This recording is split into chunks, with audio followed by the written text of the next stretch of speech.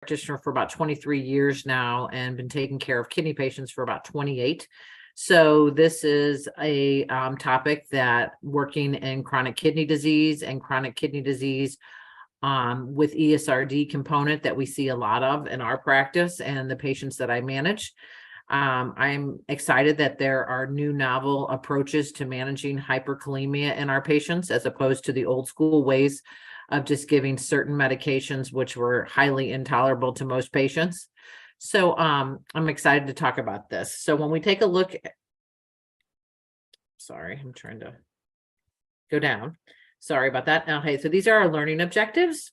And since this is getting continuing education, we will do a pre-test and a post-test. So I'll go through the pre-test pretty quickly, and then we will, of course, wrap it up at the post-test. So when you take a look at the first question, which one of, I'm sorry, I'm having trouble seeing this. I apologize. I can't see the top for some reason because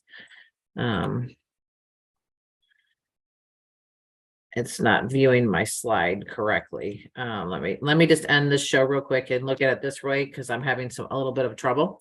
So which of the following patients of your hospital med-surg unit would you be most likely to present with hyperkalemia?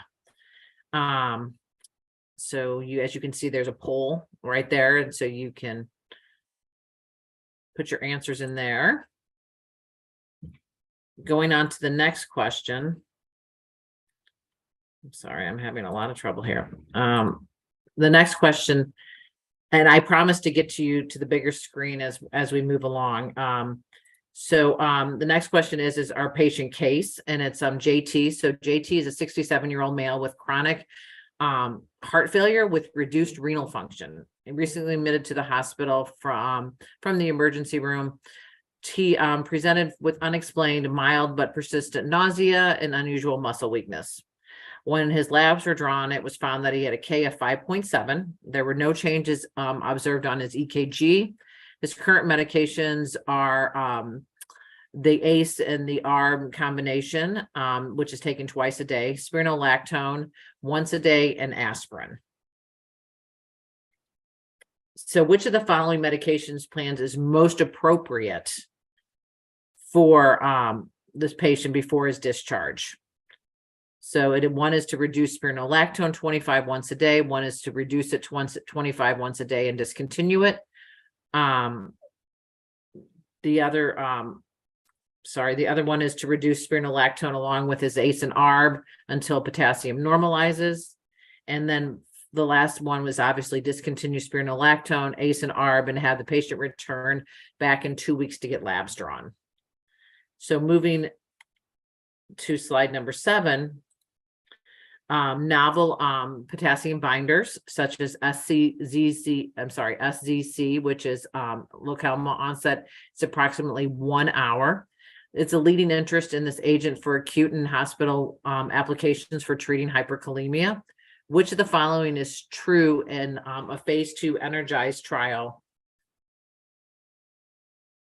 for the treatment? And as you can see, these are your choices.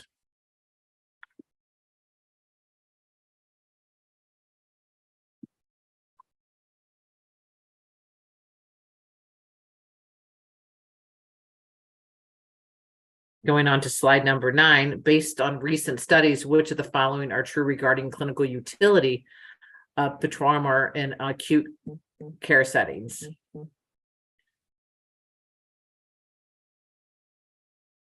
And since the poll is popping up on my screen, I'm just not gonna go over the answers the question choices.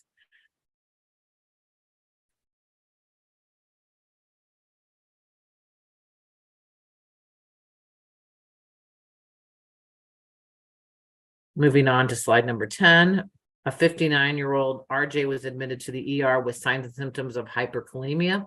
He does have a history of chronic kidney disease. His serum potassium level was 6.1. No EKG changes were observed. Which of the following is the most appropriate approach in managing his high potassium levels in the ER?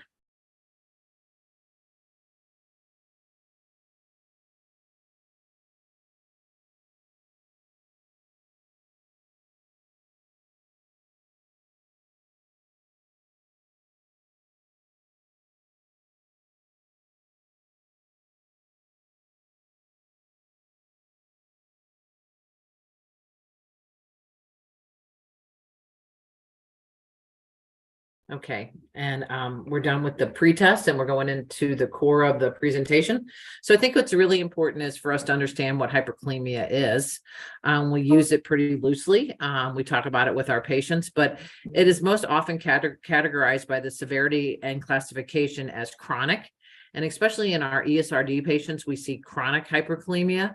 We will start seeing chronic hyperkalemia also in late stage CKD stage 5 patients as they're coming close to kidney replacement therapy. Then, of course, there's acute, which is not known to be chronic. So if you take a look at your levels, when we take a look at when we see EKG changes with moderate 5 to 5.9, severe, we got moderate and severe when our K levels get to 6 or 6.4. Then, of course, we're going to see more severe changes when we have a hyperkalemia level of 6.5. So, what is the prevalence of hyperkalemia? So it really depends on, how we define it, the location, the comorbidity, and whether it's acute versus chronic. So in hospital settings, we see about 10% of hyperkalemia. We see a higher rate of hyperkalemia in heart failure patients. Of course, in our CKD patients, we see about 5 to 50%, depending on the stage. So again, looking at the later stages, stage 4, and of course, stage 5, we'll see more prevalence of hyperkalemia. And then we'll also see about 10% in RAS inhibition. So, how do we define signs and symptoms of hyperkalemia? So patients, most of the time, a lot of times, they are asymptomatic. Or they have these symptoms that we wouldn't even relate to hyperkalemia, such as fatigue or shortness of breath. Of course, we'll see some chest pain, but some people will have nausea, some vomiting, some diarrhea, played off as GI distress, and of course, muscle weakness.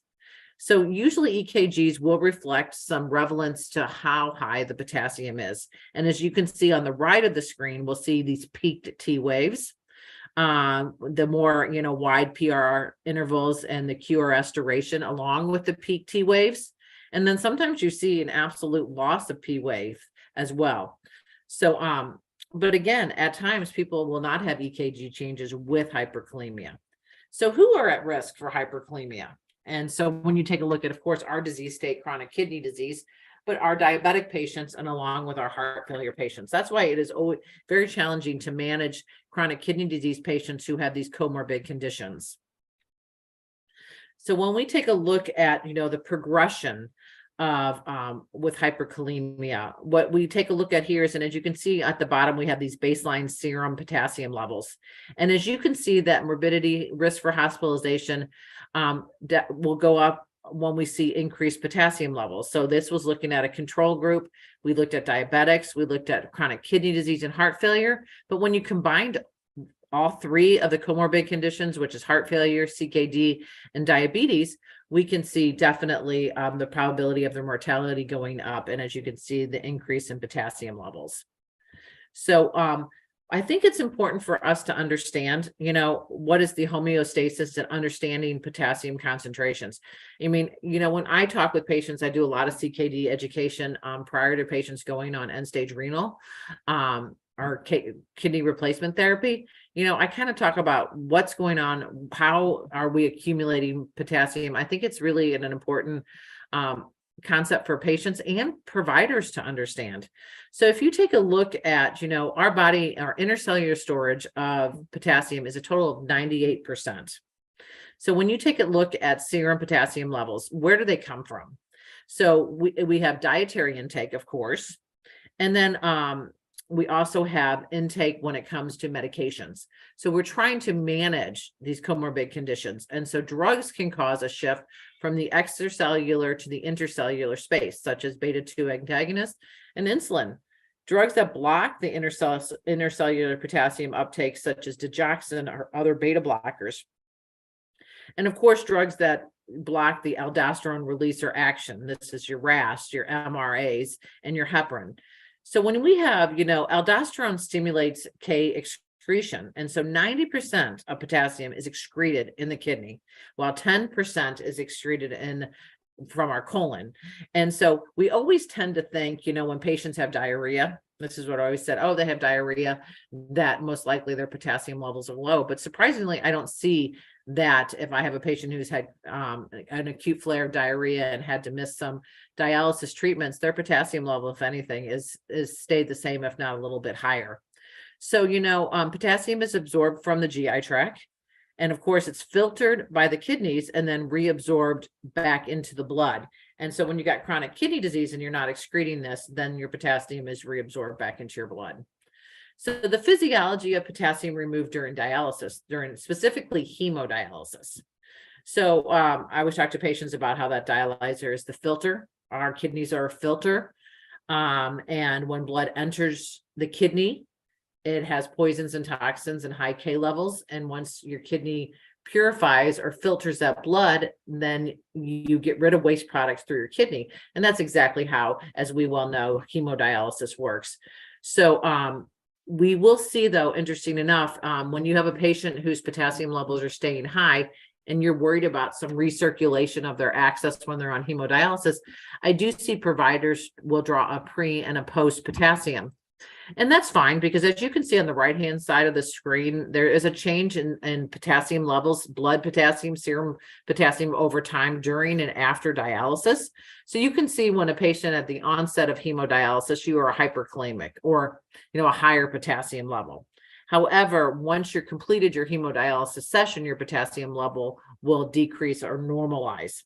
However, you give that about 4 hours and you're going to start seeing a rebound in potassium levels. That's why we don't do a lot of post potassiums. Very rarely do we do post potassiums. I want to see what a potassium is in about 4 hours after dialysis. However, the value of doing a post potassium when you're trying to find recirculation of accesses is, well, if we see any decrease in the serum potassium level post treatment.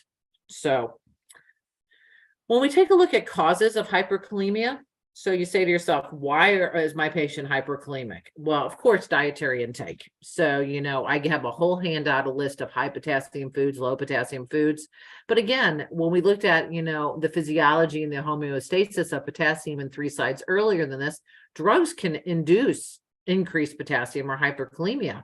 Potassium supplements, herbal supplements, when patients go in and get blood transfusions, or if they get lactated ringers during a surgery. I always, tell my surgeons, don't hang LR on my chronic kidney disease patients who are not on dialysis because of the risk of increased potassium levels. So you'll see altered K distribution when people are having metabolic disease, such as acidosis, or if they're having high sugars or hyperglycemia in our diabetic patients. Drug induced, so you have these insulin antagonists, these hypertonic solutions that are used, digoxin and beta blockers. And I know this is a little bit of a repeat from earlier. Reduction in K excretion. So why aren't we getting rid of potassium? Again, metabolic, and drug induced at the same time. We use potassium sparing diuretics. We use cyclosporin. We use tacrolimus, lithium in our patients as well. If we have impaired renin-aldosterone function, which we know is key to the homeostasis of potassium, we'll see, certain drugs used, such as ACEs and ARBs. These are your lisinoprils or anything with the prils. The ARBs are things like the sartans, like ibosartan, losartan, ARNNIs, MRAs, and these are your aldosterone receptor antagonists, such as spironolactone. And so you'll have, we did a large study at my institution looking at the increased potassium levels of spironolactone on our patients. Also interesting enough, NSAIDs and COX-2 inhibitors. So if you have reduced glomerular filtration rate, eGFRs that are low, when our patients suffer from metabolic acidosis, so take a look at their CO2 levels. If they have heart failure, if they're dehydrated, when patients are dehydrated, we see spikes in creatinine levels, decreases in eGFR. Certain drugs, of course, antihypertensive, diuretics. And then, of course, there's always, if your blood is if there's hemolysis of your blood on blood draw. So, which is also another case. So if you have patients who've been riding pretty normalized potassium levels, and all of a sudden you see a spike of about 7 point, a great spike, we always send them off for yet another stat lab. So, when we take a look at rash use with hyperkalemia and the risk of that, it has to be a balance, correct? Because we know with RAS use, we understand that it is recommended for our patients. KDGO recommends it. You'll see that the benefits of it are to reduce the morbidity and mortality in our heart failure patients. And again, those are very complex patients that we have to manage with chronic kidney disease. But RASs have great benefits. They reduce or slow the progression of chronic kidney disease in our patients, especially those with diabetic nephropathies. So we use a lot of it. And the problem is that when we can't use it is on the right-hand side, when we see high potassium levels because of it. And then we'll see spikes in EGFRs, decreases in EGFRs, spikes in creatinine levels, and with these patients because we've had to discontinue these medications.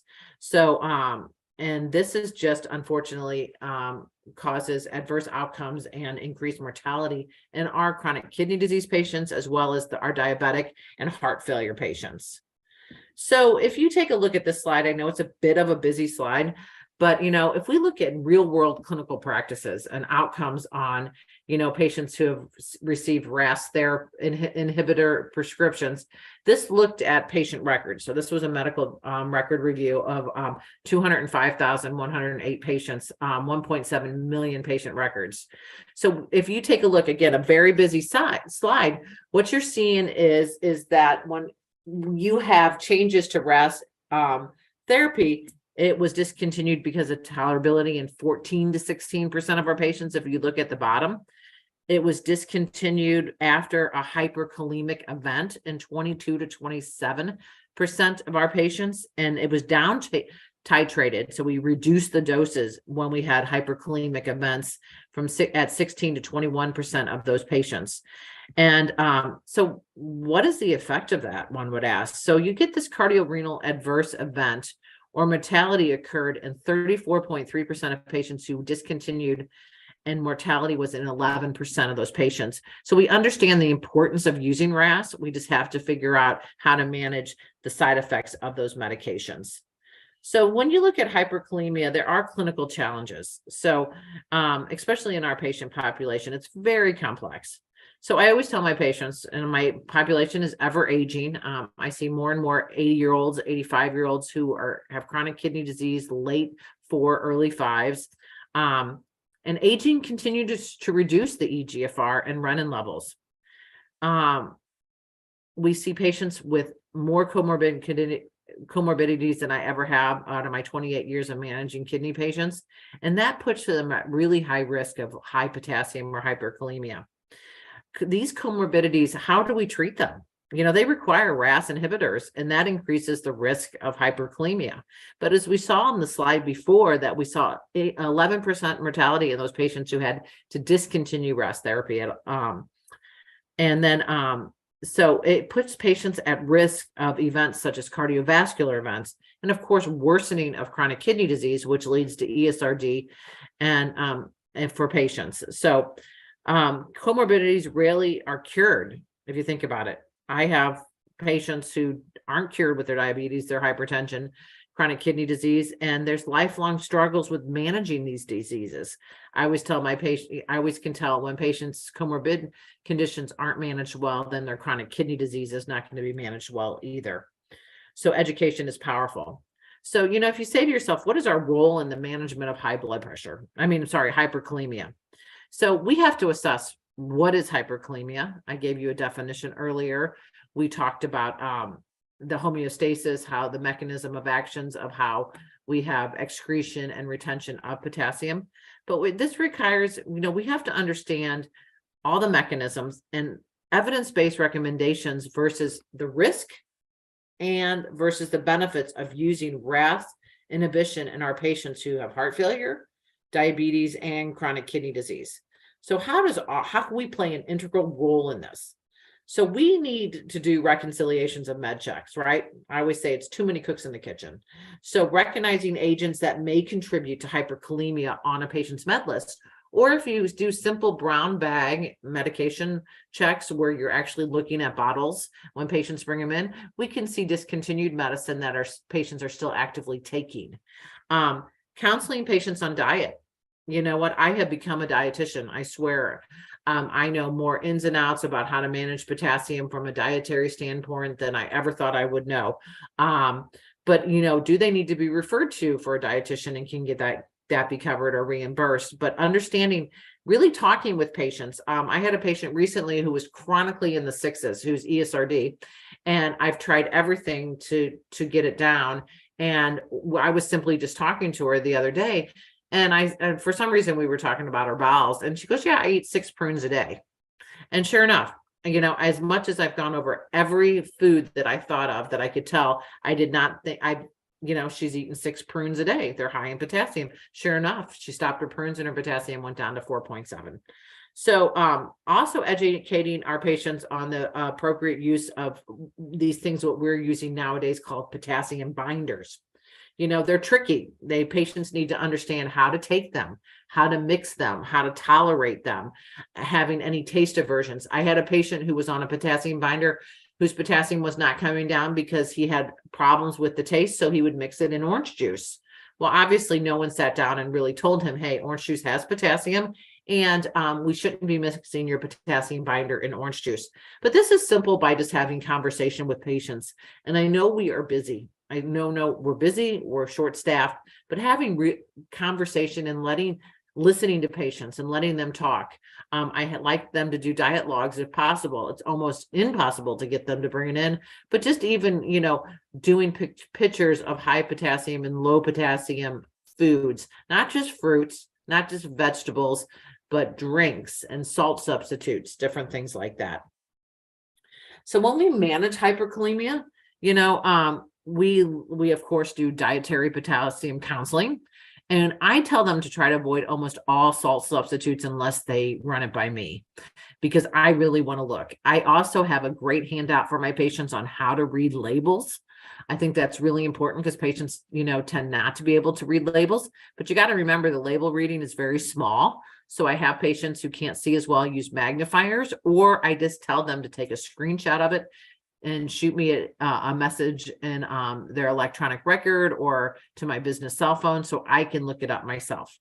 As we need to figure out how to manage RAS therapy. We need to reinitiate and titrate optimal doses after we get that potassium normalized. We need effective diuretic therapy in our chronic kidney disease patients, and especially our heart failure patients.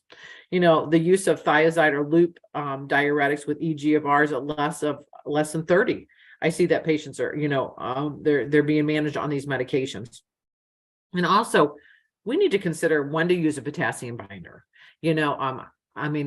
When do we intervene? So in our office with chronic kidney disease, we are checking potassiums, and we usually try to see our stage 4s for sure every 3 months. So we're checking potassium levels.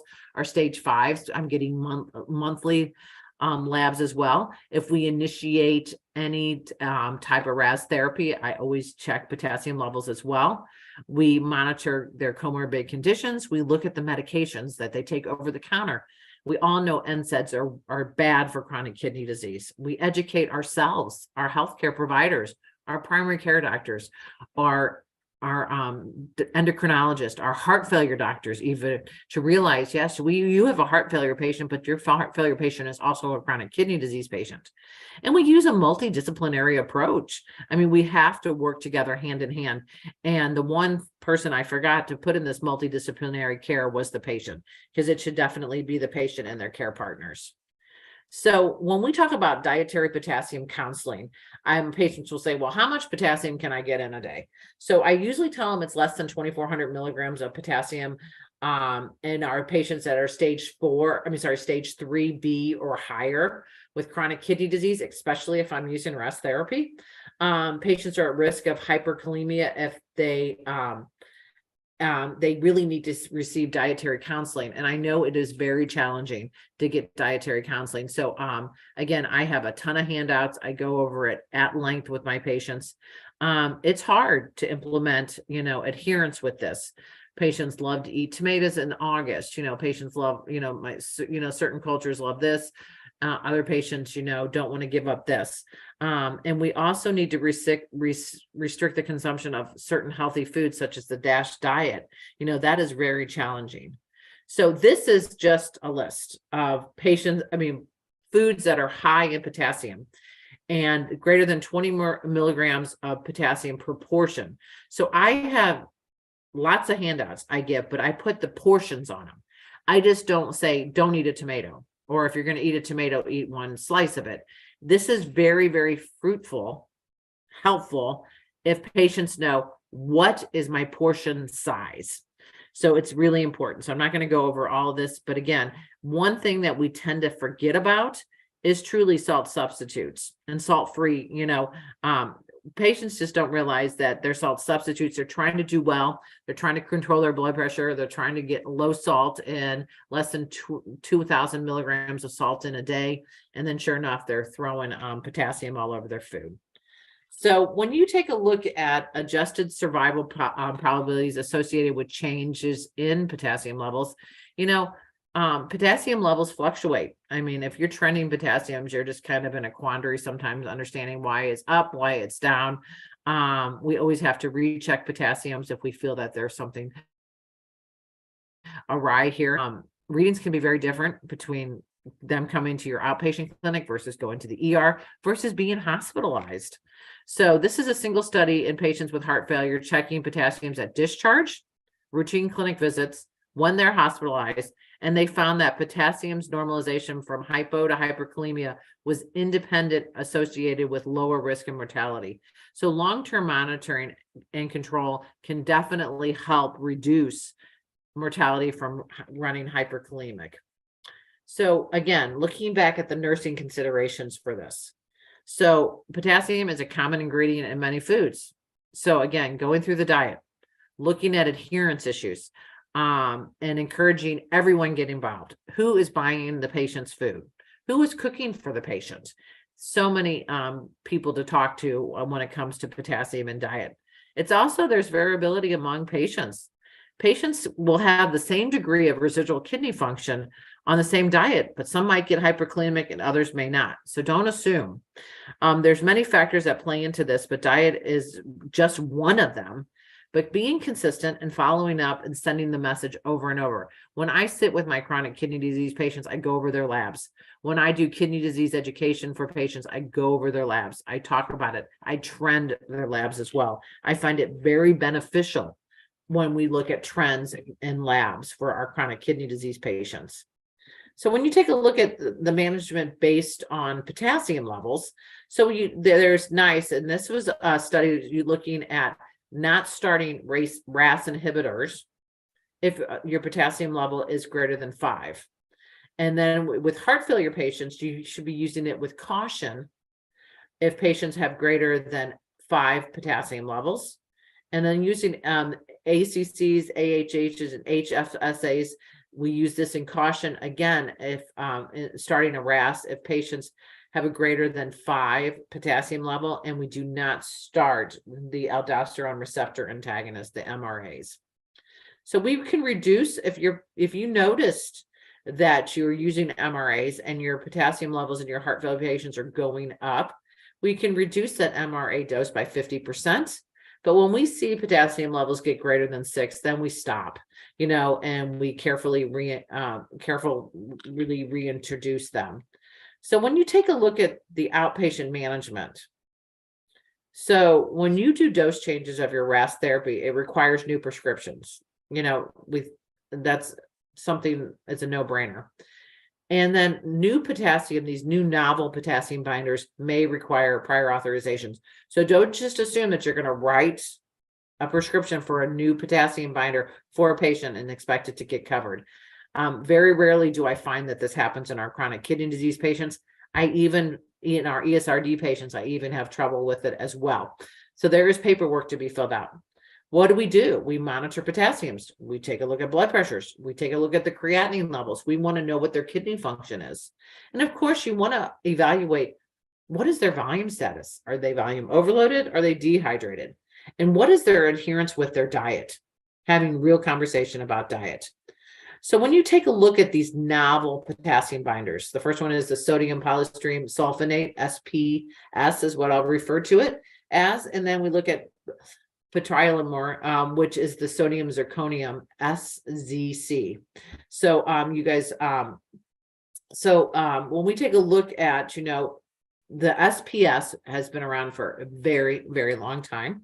It was actually approved before the era of evidence-based medicine. That's how long KXLate has been around. We don't know exactly the onset of it. It's presumed that it happens in 7 to 10 hours. Time to become normalized potassium levels is very undetermined. And there's some pretty darn serious risk effect, adverse events, drug events with using it.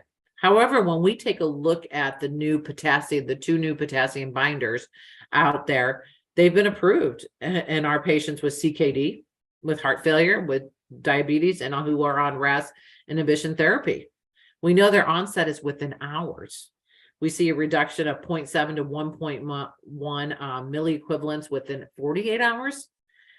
Studies have shown long-term use demonstrates safety and efficacy at 52 weeks. And we have seen that the rebound hyperkalemia doesn't exist with these patients. It's stopped.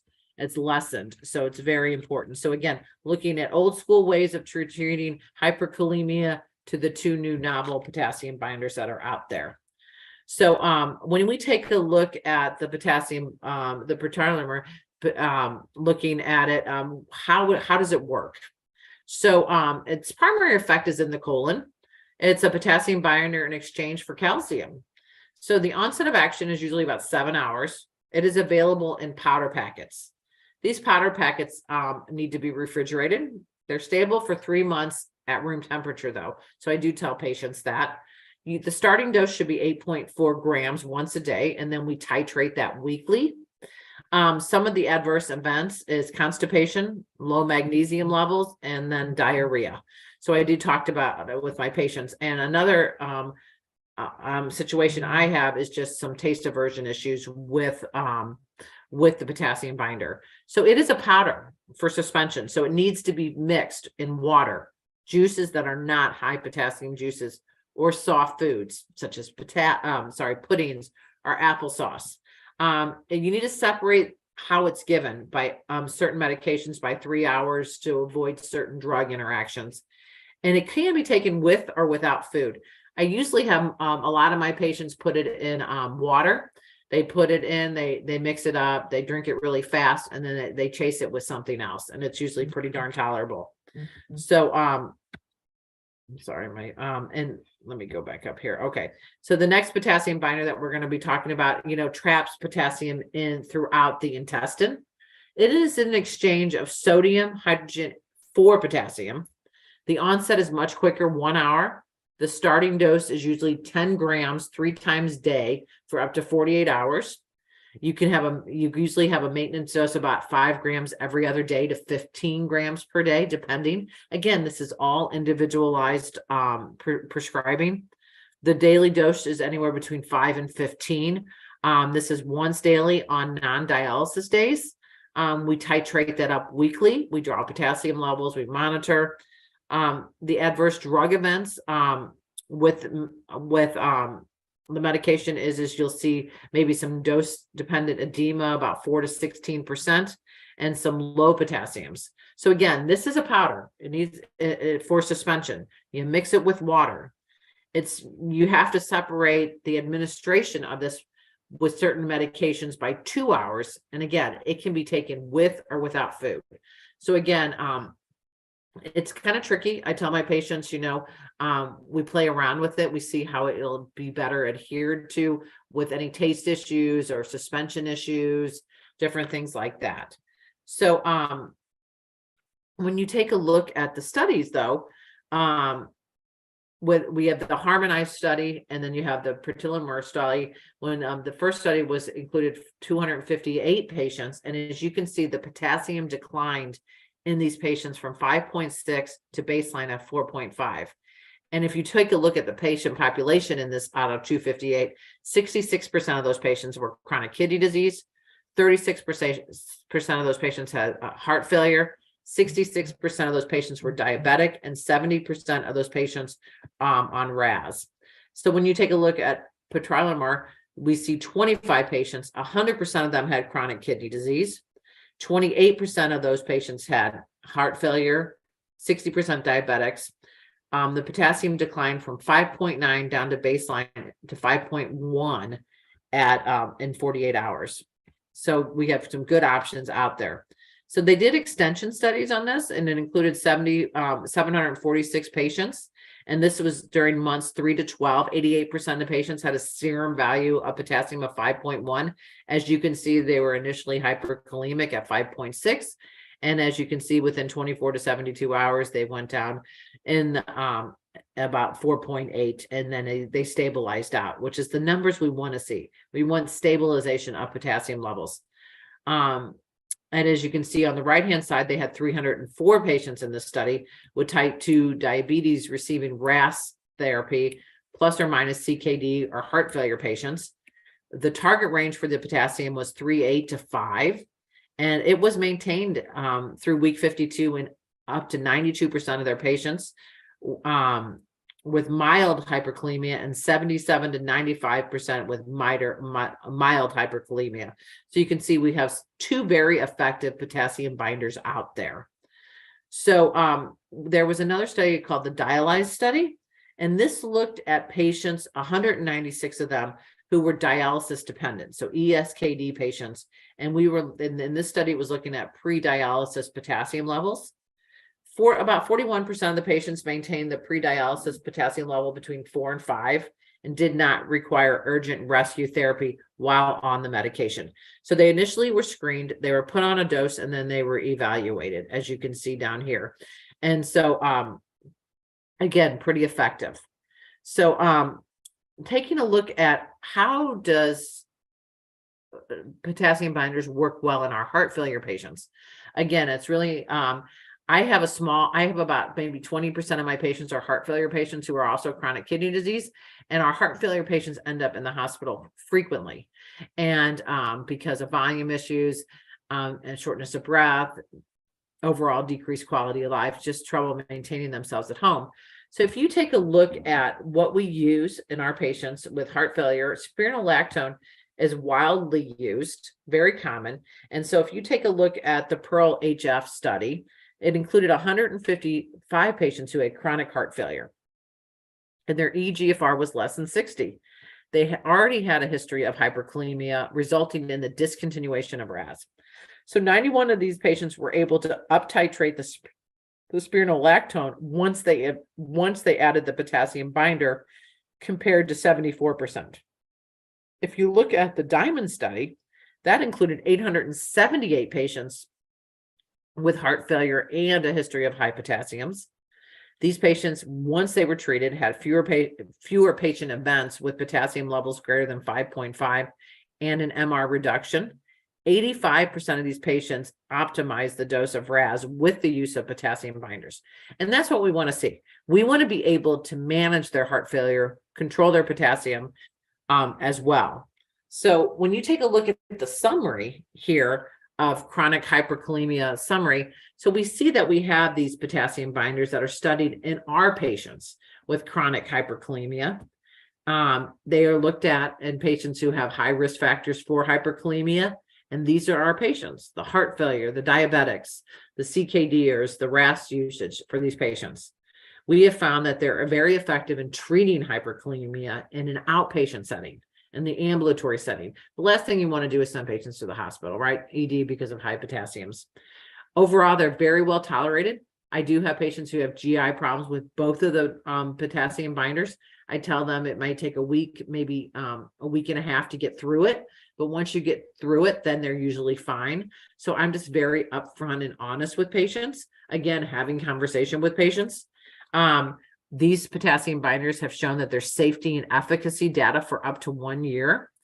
The drug-to-drug interaction issues are manageable. Low potassium is very uncommon. The rebound hyperkalemia is not seen. But how about the patients who have, or we see acute hyperkalemia with in our patients? So when you take a look at this case study, number one, this is a 65-year-old female who is a diabetic nephropathy, hypertensive, presents to the ER after receiving a call from her primary care provider stating her potassium was elevated after starting an ACE inhibitor. So when you take a look at her medication list, she's on metformin 1,000 milligrams twice a day. There should be a lot of dings going on here. Lisinopril 20, amlodipine 5 once a day. Effervescent 10 milligrams daily, along with an aspirin. Her potassium levels revealed that she was at a K level of 5.8 and a creatinine of 1.7.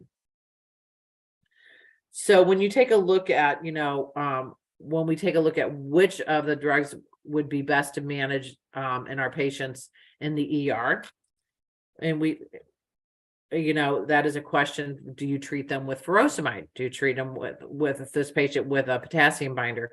Do you treat this patient with bicarbonate or calcium gluconate? So when we move on further, we talk about what are the best ways to manage acute hyperkalemia to answer that question. So the goal is basically to prevent or minimize any electrophysiology effects on the heart to reduce the immediate risk of arrhythmias. So we want to make sure that we can get a membrane stabilizer with calcium, potassium shifters they use in the ER, insulin and glucose, beta-2 antagonists, sodium bicarbonate, and of course, ways. How do we get rid of potassium? Of course, with our diuretics, our potassium binders, and of course, acute hemodialysis. So when you take a look at, it's highly variable in the ER. When we look at real world studies, observational studies of 14 ERs to determine what ER does what and why. So some ERs do monotherapy. Some ERs will do 2 therapies. Some will do 3, some will do 4, and some will do 5. This was looked at 203 patients with potassium levels greater than 5.5. The authors found no standard universally accepted treatment protocol. And this is very complex and diverse practice patterns were observed. So again, I think it's based on the experience level of the emergency rooms. I also think it's based on, medication availability in these ERs, what's on their formulary. Do they even have hemodialysis if, potentially needed, and how well versed they are in managing our diabetics, our CKD, our heart failure, and our ESRD patients with hyperkalemia. So what are the challenges, of managing, hyperkalemia with dialysis? So treatment is not physiological. So if you think about what happens on hemodialysis, there's major and rapid fluctuation in potassium levels that can occur during in-center hemo treatments and home hemo treatments. So you have to be very mindful of what potassium baths you're using with your patients. It's almost non-existent to see any patients on 1K potassium baths, in the outpatient setting. We have found that patients have had too drastic of rapid fluctuations in potassium levels on 1 potassium bath. So also other conditions can be combined with this hyperkalemia that can be exacerbated, such as left ventricular hypertrophy, hypomagnesemia, low calcium levels, and then they can become alkalotic as well. So how do we prescribe? It's not always, how do you monitor potassium levels in your ESRD patients on in-center hemo or more frequent hemodialysis? So it's protocol to check your potassiums once a month. Our protocol reads that if our potassium levels are elevated, I will always, reassess the patient, talk with the patient. The dietitian will talk with the patient. We will see if there's any dietary changes, medication changes, something that happened that we were not aware of, and then we repeat it. But what's really interesting is that potassium levels can change day to day. I could draw, and so you're drawing potassiums. Normally we draw our labs on Monday, Tuesdays. I always want to see what potassium levels are after a 2-day skip. I think it's real world data. So I can talk with patients. Hey, you know what? You can't be eating all this potassium foods on Saturday and Sundays and coming here on Mondays with really high potassiums. We do lots of education on that. It also gives you an opportunity to talk with patients when they miss their dialysis treatments, and you can talk about the risk of high potassium levels. I actually, when my patients miss dialysis and they do, we usually check potassium levels when they come to dialysis, even if it's after 1, 2, or even 3 missed dialysis. And I really show that to patients, like, look at this was to happen. You're not getting rid of potassium except for when you come to dialysis, because you're not making any more urine. I do have patients with residual renal function, so they're treated obviously differently. But again, you're looking at the patient. So how do you use these novel potassium binders in your ESRD population, right? And for potassium use in the ER. So there was 2 studies. One was called the Energized study, and the one was called the Reduced study. So the Energized study included 70 patients with a potassium level of 5.8 or greater, and they were randomized to the potassium binder along with insulin/glucose or a placebo of insulin and glucose. So the authors found a similar reduction 1 hour, suggesting that the potassium lower effect background insulin glucose is dominant. So in the Reduced study, that showed 30 patients with potassium levels greater than 60 and compared 25.2 grams of potassium dose for their standard of care. And they found a reduction within 2 hours and no difference at 6 hours. So we got KDGO. This is where we live. This is where we live and breathe. And the recommendations on how to manage acute hyperkalemia in the ER, and looking at the use of potassium binders. And I know this algorithm is kind of lengthy, but if you take a look at, this is one protocol or algorithm that an ER would use based on EKG changes, yes or no, when to give calcium levels, when to give IV insulin or glucose, when to consider bicarbonate if they're acidotic, when to consider a diuretic like furosemide, unless, your patient is anuric or severely volume depleted, and then considering potassium binders. So it kind of shows that the potassium binders are a little bit late in the game. This is another very involved management of hyperkalemia. This is an algorithm. It's a very tasteful algorithm that was just published in 2021, but it is really good as an algorithm for EDs to manage hyperkalemia in our patients. And I won't go through all of this, but again, you can see a lot of it is based on, with EKG changes, needing emergent dialysis, what to do when their potassium level is 6 or greater, less than 6, when to consider bicarbonate. But we're finding is we're not wanting to use K-Exolate anymore. We're wanting to use the other 2 novel potassium binders instead, because of the efficacy, because of the safety, because we know the onset of action with these medications. Seeing very little K-Exolate use in the emergency rooms nowadays. So, but again, some emergency rooms, that's all they have. So if we look at the second case study, I've got about 10 minutes here. We have a 72-year-old male with heart failure with an EF of 25%. He has advanced cardiovascular disease. He's stage 3 CKD, has depression, develops hyperkalemia during a hospitalization because his heart failure, he had decompensation of his heart failure. He's currently again on ACEs and ARBs, as you can see, twice a day. Spironolactone, which is very appropriate for heart failure patients. Metoprolol, beta blocker. Think about those drugs we talked about earlier. Zoloft for depression, and on furosemide, which is a diuretic. So lab results reveal K of 5.4, creatinine of 1.5, and a pro BNP of 3,500.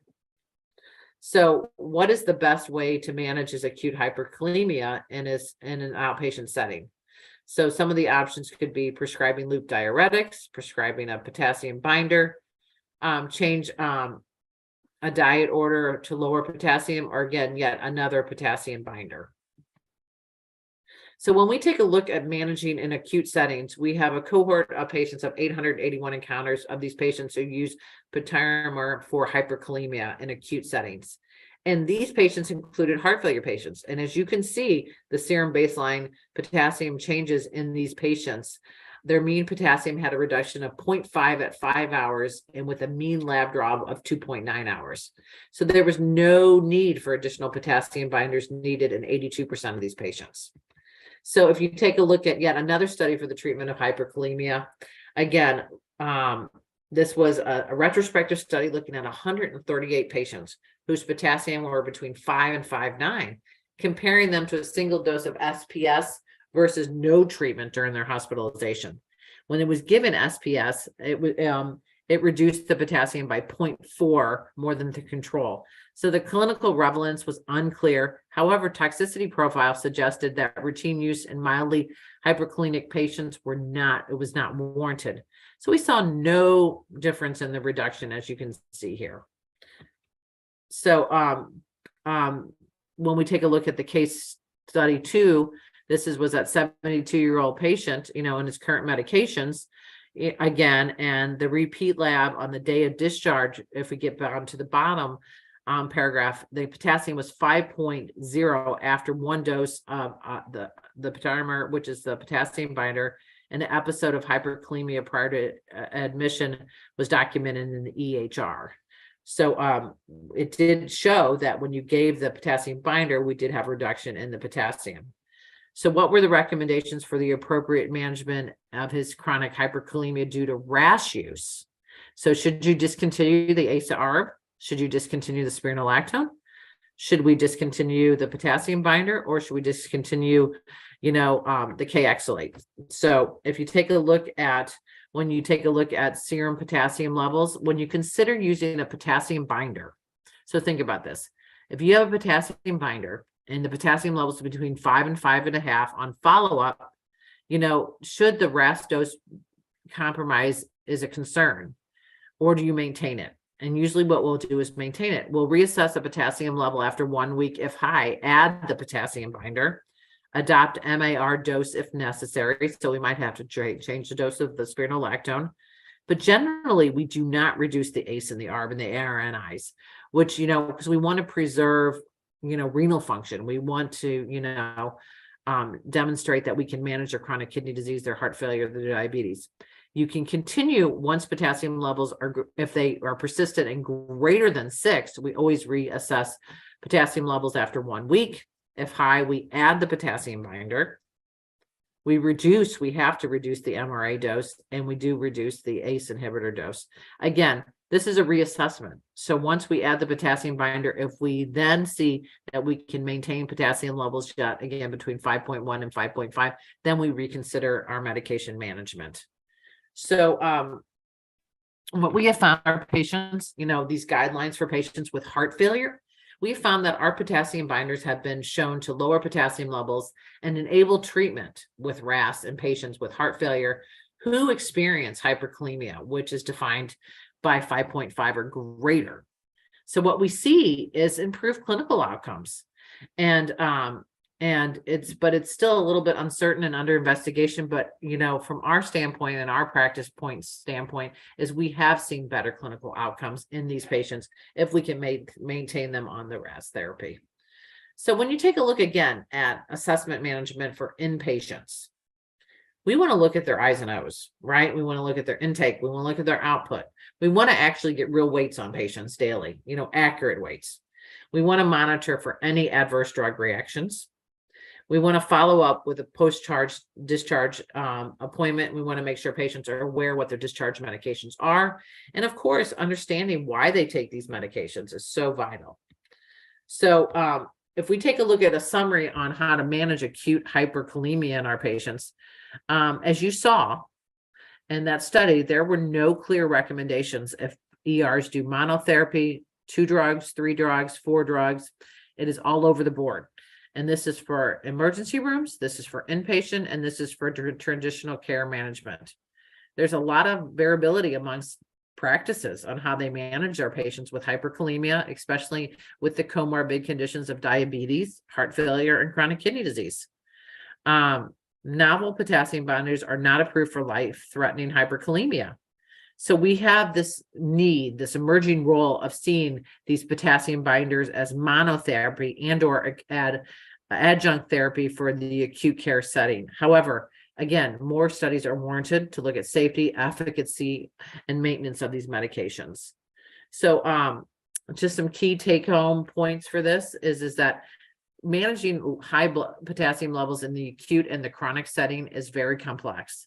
It requires a lot of thinking, a lot of putting things together, going over a multidisciplinary approach with diet, medication management, working with specialists, especially their endocrinologists, their heart failure doctors, CKD doctors, all of us communicating. Who's the cook in the kitchen? Who's going to lead, be the lead here? Would I recommend to my patients, and I might be a little bit conceited or advocate too much for our roles as nephrology providers, is as I usually tell my patients, if you have any outside specialist, especially in my fours and my late fours and my fives, CKD patients, I really say, you know what, if any doctor wants to prescribe you anything, first of all, let them know you have chronic kidney disease. And second, call our office just to make sure that, we're all on the same page with medication management. It has to be communications between when they're in-house in the hospital and upon discharge. It's very confusing. They might get a discharge summary of all these medications. They might not pick them up, and then they start taking their old medications. Team members need to talk. And of course, conversation between nursing staff and patients. Education by far is the key. It's powerful. It empowers patients, and it empowers us to know more how to manage our patients. So having your patient know what a low potassium diet is, having the patients read labels, understand portions. What portion of this is going to give me this much potassium? Understanding that there are novel potassium binders out there, that they're accessible. Yes, you might have to jump through hoops with prior authorizations, but once you get them approved, they're very, very effective, and they can manage our patients and slowing the progression of chronic kidney disease down. They are, when patients are adherent with them, it's, we don't see the rebound hyperkalemia that we have seen in the past with the KX-late, of course. So getting back to the post-test. So that's the end of the presentation. So again, these are your post-test questions. I have about 2 minutes. I'm not going to go through these since we went through these at the beginning. And you guys recorded your answers. So sorry, I at least have to ask them. Sorry, I'm going to just pop them up on the screen real quick. Oh, so you're going to have me go through the answers? Well, yes, and Okay. announce the correct answer. I'm sorry. We have to do this for the outcomes. Okay.